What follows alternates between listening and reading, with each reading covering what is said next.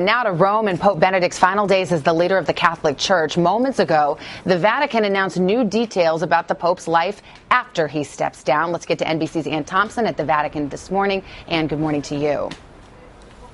Good morning, Savannah. We now know what Pope Benedict will be called once he retires. If you run into him, you address him as His Holiness Benedict XVI, Pope Emeritus, or Roman Pontiff Emeritus. We know that he will continue to wear white, but this time it will be a simple cassock, and he won't wear the white cape that you've seen him as Pope. And then those red Prada shoes that he is so very fond of, well, they go.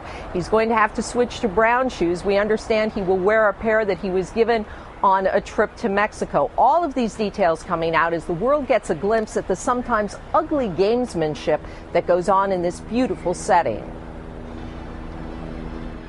Cardinal Keith O'Brien, Britain's highest-ranking Catholic and its only vote in the upcoming papal conclave, is staying away, accused of improper behavior with 4 young priests going back to the 1980s. The allegations detailed in a British newspaper Sunday that O'Brien denied.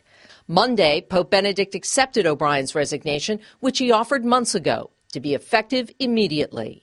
I hope it signals a rapid response capability that has been lacking in the past and a willingness to take decisive action against malfeasant, failed, incompetent church leadership in the future. America's Cardinal Roger Mahony, urged by some Catholics to stay home too because he protected abusive priests as Archbishop of Los Angeles, got a vote of support. Cardinal William Levada said Mahony should attend. There are some victims groups that enough is never enough, and so we have to do our job as best we see it. In his last week, the Pope tried to stop the speculation that's dominated Italian media, saying only he knew the contents of the internal report into last year's leak of papal documents, known as VatiLeaks, and said he would only share it with the next Pope. Newspapers here have speculated it contains allegations of sex and blackmailing and led to the Pope's resignation.